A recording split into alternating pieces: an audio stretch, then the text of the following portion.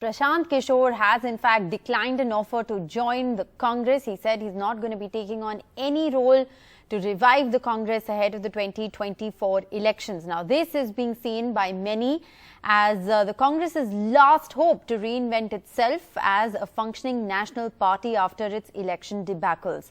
Sources say that the Congress was divided internally on both getting Prashant Kishor on board and giving him a free hand, while those in favour included the likes of Priyanka Gandhi Vadra, Ambika Soni. The naysayers included the likes of Digvijay Singh, Mukul Wasnik, Randeep Singh Surjewala and Jairam Ramesh. Now, a day after the IPAC, the organisation that Prashant Kishor had led, signed up Telangana Chief Minister K. Chandrasekhar Rao for the coming assembly elections in the state, this was of course seen as a very confusing signal. Now, signing up rival parties has been a strict no-no for the special committee that's been deliberating on Prashant Kishor's entry, and while the election strategist has formally disassociated himself from IPAC, he is widely known to be privy to the decisions that the organisation makes. He led this organisation, of course, for nearly a decade. Our team of reporters tracking the details and developments of this story joining us live at the moment. First, let's go across to Arvind Gunasekar for more. Arvind, the deal clearly has fallen out. Prashant Kishor is not going to be joining the Congress party in any capacity whatsoever. Yeah, Rishika, now that has been made public by both the Congress party and also by Prashant Kishor. Congress party did say that after the presentation of Prashant Kishor, the committee constituted by Sonia Gandhi did submit a report. And after going through the report, Sonia Gandhi did constitute an empowered action group 2024. And Prashant Kishor was invited to join the party and the group, which Prashant Kishor has declined. That's what the Congress party has put out as a statement through its spokesperson, chief spokesperson. And also PK Prashant Kishor has also made it public that the Congress party did offer him to join the party as part of empowered action group, and then he has declined to join the action group. So it's clear that both the party, both the sides, both Prashant Kishor and also Congress party did start everything on a positive direction, wherein both the sides were receptive of this particular idea of Prashant Kishor joining the party, a fresh face, fresh views into the political party of Congress in order to revamp the party for preparing itself for 2024. But it didn't work well because Prashant Kishor expected that he will be getting a complete free hand in the particular in Congress party, but whereas Congress party came up with its own structure, its own group, a committee that was formed to speak, to negotiate with Prashant Kishor. Though the Prashant Kishor expected that he would be getting a free hand, but the party again constituted an empowered action group wherein he was made part of the group with checks and balances, because many in the Congress party thought that Prashant Kishor is very inconsistent, and they also found that he is associating himself through his company IPAC with several other parties, wherein Congress party is pitching against them in certain states. That's why the Congress party came up with checks and balances, but that didn't go well with both the sides, and that's why both the sides have decided to end their talks. And now it looks so that the Congress party has finally put a closure towards the PK saga that has been going on for last few months. So now what is to be seen is that whether the Congress party will go for another kind of political strategies to bring into the party to revamp the party for 2024, or the party will go into its own form of reforming is something that we have to wait and watch. Right. The road ahead for the Congress party, of course, is a big question. And Sunil Prabhu and Uma Sudhir are also joining us in the broadcast. I want to also, at the moment, just put out two important tweets. One by Randeep Surjewala and one by Prashant Kishor. And if you look at the way Randeep Singh Surjewala has in fact worded that tweet, it's very interesting because he says, following a presentation and discussions with Prashant Kishor, the Congress president has constituted an empowered action group 2024, invited him to join the party as a part of the group with a defined responsibility, and he declined. Sunil, was that really key? You know, the fact that they wanted to sort of structure him into a particular role, he wanted more of a free hand. Well, I don't know whether you've been watching what I've been saying for the last few days, but this is something that, was clearly very, very clear that there were internal confabulations within the Congress party, within that group for that matter. People like Jairam Ramesh, P. Chidambaram, Mukul Wasnik, Randeep Singh Surjewala, among others. The fence-sitters, people like K.C. Venugopal and the A.K. Anthony, who are basically the Kerala group. And then, of course, Ambika Soni, Priyanka Gandhi Vadra, among others, who were really keen that Prashant Kishor be part of these deliberations. Having said that, we've also told, and that's what we reported yesterday, that Prashant Kishor would be invited to be part of that empowered action group. But from yesterday and this afternoon, when that tweet which you're referring to has been carefully worded in consultation with Prashant Kishor to ensure that this break in terms of the relationship is mutual, it's cordial, and that's what the terms of engagement were. They had given very clearly 7 to 10 days to when he made that first presentation last week to completely finish this entire exercise within 7 days so as to be able to allow the Congress President and Prashant Kishor to take a final call one way or the other. That was done. He had also evinced interest to join the Congress party.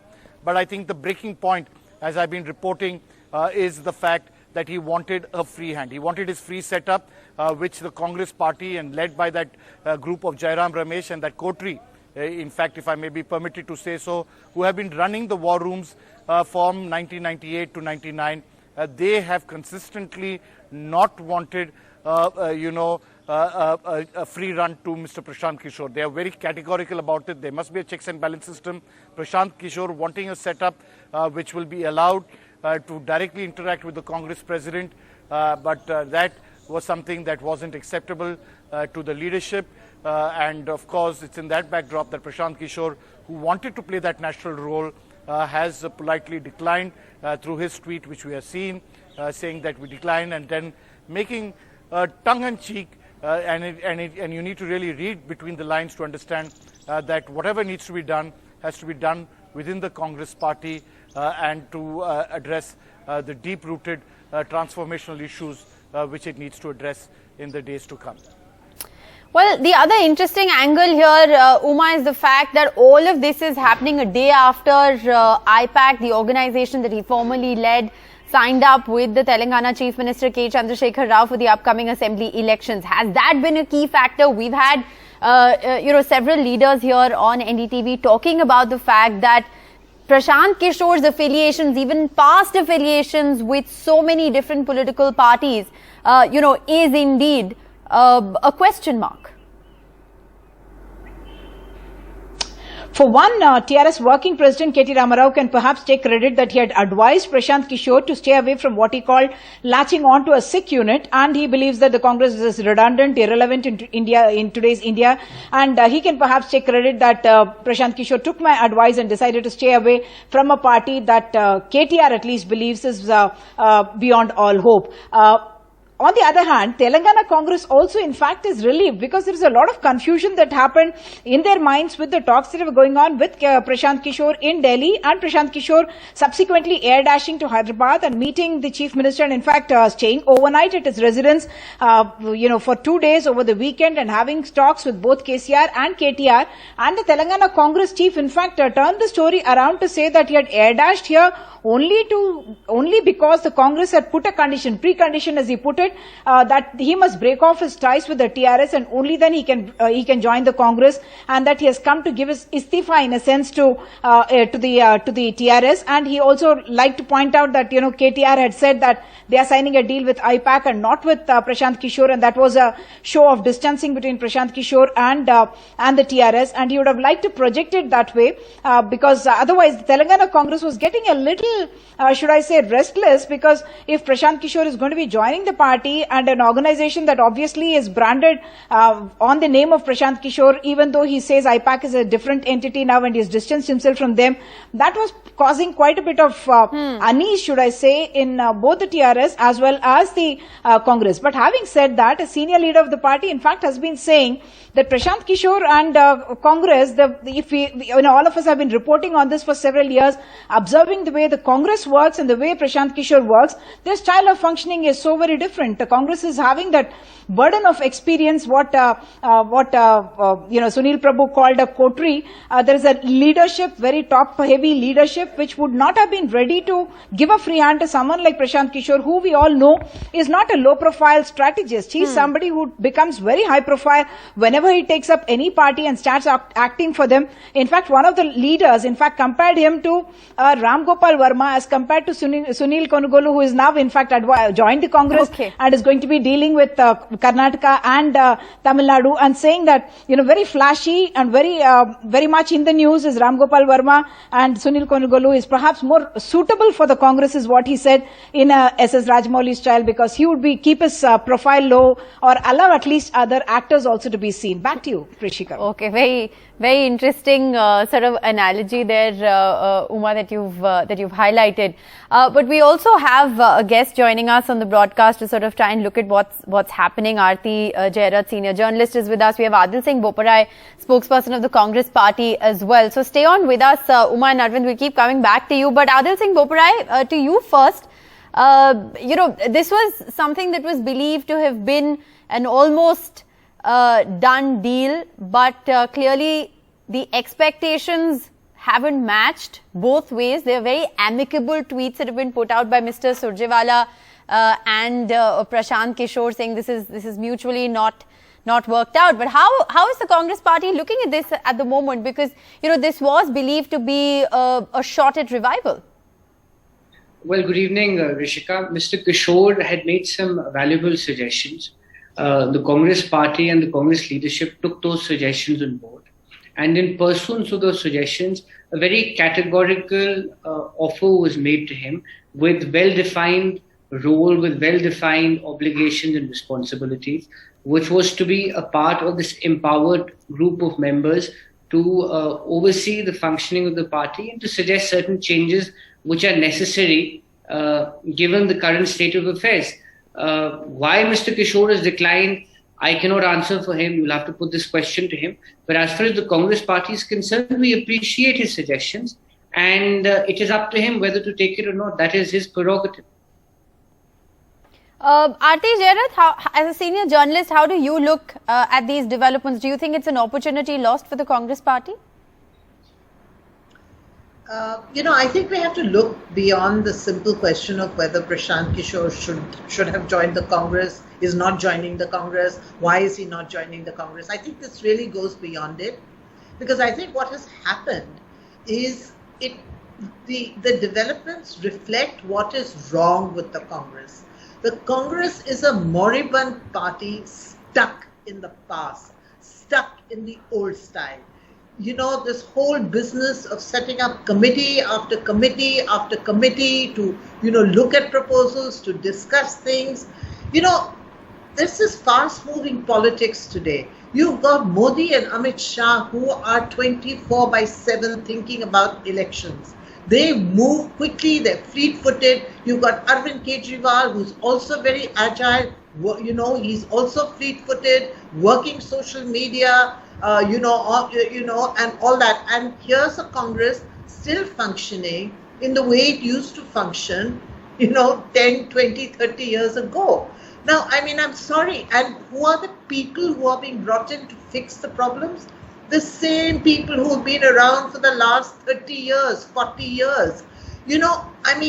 Is there no new leadership in the Congress? Where is the fresh blood? If Sonia Gandhi is going to go on relying on the same old people who perhaps are responsible for having brought the Congress to the sorry state, then I think it shows that the Congress is just not ready to change. And if it's not ready to change, what can a person like Prashant Kishor do? Adil Singh Boparai, do you want to respond to that? Well, Rishika, no one individual has a magic wand. I think let's be very clear, whether it's Prashant Kishor or whether it's somebody else. A political party, we're a 100-year-old political party. We had got close to 20 crore votes in the last election. The party management and the party affairs cannot be handed over just to one individual. In any political party worth its salt all over the globe, whether it's the Conservatives or it's the Labour Party, or if you go to America, any political party must run through a consultative process. An empowered group or an empowered committee would have directly reported to the Congress president. If there were suggestions and an action plan which had to be implemented, that was the route and that was the mechanism. I don't want to get into why he's declined or why what went through, because he has to answer for that. As far as the Congress is concerned, we valued his suggestions. And in consequence or in pursuance of that, we did indeed make a very generous offer to make him a party to this committee. Other members of this committee were those leaders who worked for the Congress party for 50 years. No, but clearly what seems to have happened is that he wanted a free hand. Don't you think that there is, desperate times call for desperate measures? There is no room for consultation committees, more members of committees and disagreements. There has to be some radical sweeping change that needs to take place, like what Aarti Jairath is pointing out. Rishika, radical change does not mean that you mortgage a party. Radical change does not mean that you hand over the reins of a political party. Now, I don't know why is he declined. Like I said, he has to answer. But radical change does not mean that you completely overlook the entire party structure, the entire party brass, and hand over responsibility to one person and say, well, you call the shots. It doesn't work like this. It has to be a consultative process. But where is that consultative process or whatever that process is, where has it led you so far? I think those are some of the questions that need to be answered as well. Aarti Jairath, you wanted to come in? Yeah, what I want to say is, it's, as I said before, it's not a question of mortgaging the party to Prashant Kishor or not, okay? I think let's leave Prashant Kishor out of this. Prashant Kishor is a kind of red herring. If we look back at the way Indira Gandhi revived the Congress, after all the defeats in 1967, how did she revive the Congress from 1969 onwards and win that sweeping victory in 71? She threw out all the old guard. That's how she did it. She brought in new blood, fresh blood. She created her own little kitchen committee, of all these young Turks. And, and that's how she revived the party. And they came up with radical ideas like bank nationalization, abolition of privy purses, all of which seemed to hold a lot of appeal to people at that time. And that's how she revived the party. Now, the point is, if you're going to have the same old people that we have seen for the last 10, 20 years, how are they going to revive the party in the time of Modi, in the Modi Shah era, and the Arvind Kejriwal era, and the Mamata Banerjee era, and all these other, agile, fleet-footed leaders who are constantly thinking about what to do next in the next election? How do they, revamp themselves? How do they recraft their politics? How do they handle the BJP's very divisive narrative? How do they handle this politics of polarization? I mean, I'm sorry, this is no time for consultative committees and Chintan Shivas and all with the same old faces. Do you agree? There is not a single new face in that, a committee that Sonia Gandhi has set up. Who's the young person there? Adil Singh Boparai, as a young Congress spokesperson, how do you look at what Aarti Jairath is saying? No, I appreciate what Ms. Jairath is saying, and she's a well-wisher. There's no doubt about it. Most certainly, we need to go to the drawing board. I think nobody is disputing this premise that we need to go to the drawing board and come up with a strategy to counter BJP's majoritarian politics. I'm with Ms. Jairath on this point. But coming to the context of this discussion, the Congress party, keeping that overarching principle in mind, did constitute a committee, offered this gentleman a position in that committee, and we would have taken forward his suggestions. Now, if Mr. Kishor is declined for whatever reasons, you can't hold us responsible. But as far as the suggestions are concerned, I'm going to again reiterate, we value his suggestions. We are working on board. It's not that these suggestions were not known to people.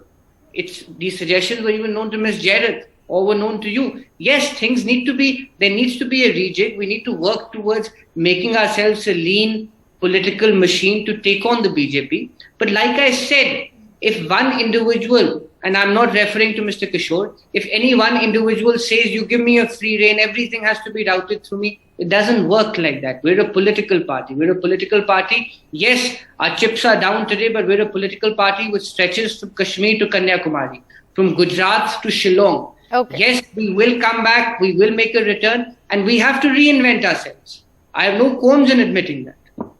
All right, you have to reinvent yourselves. How and who is going to engineer that reinvention is once again a question mark. With Prashant Kishor declining to join the Congress party. Adar Singh Boparai, by his own admission, is saying that the Congress indeed does need to go back to the drawing board, back to square one, to figure out what the plan of action is going to be ahead of 2024. Thank you both very much for joining us.